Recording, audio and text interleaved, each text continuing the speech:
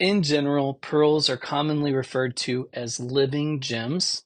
The reason is they're the only gemstone that's created by a living creature.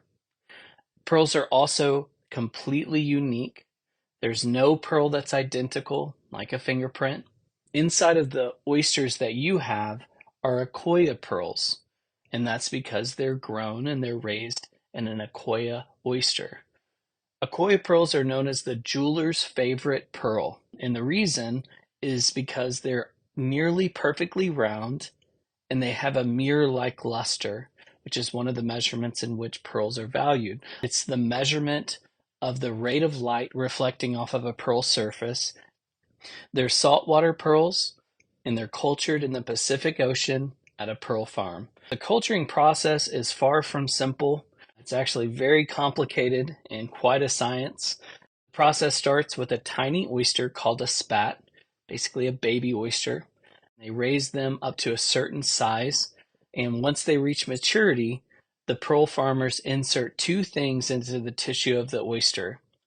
They basically open up the oyster's mouth and they insert the nucleus and a tiny piece of mantle tissue from a donor oyster inside of the oyster. And this acts as an irritant. Both of these things are required. The mantle tissue and the nucleus are required to jumpstart nature's process. And the oyster then reacts to the irritant and starts to build a protective layer of what's called nacre around the nucleus. After the nucleus and the mantle tissue are inserted into the oyster's put in nets and put back into the Pacific Ocean. Then over the next 18 to 36 months, nature does its job and a beautiful Akoya pearl is created. Remember, their pearls were created from a living creature, and they are very delicate. Heat can dry out pearls, which affects their luster. Try not to wear pearls if it's very hot outside. Try not to have pearls come into contact with anything acidic, such as cleaning products, hairspray, or perfume. When wearing pearls out, a good rule to follow is last on and first off.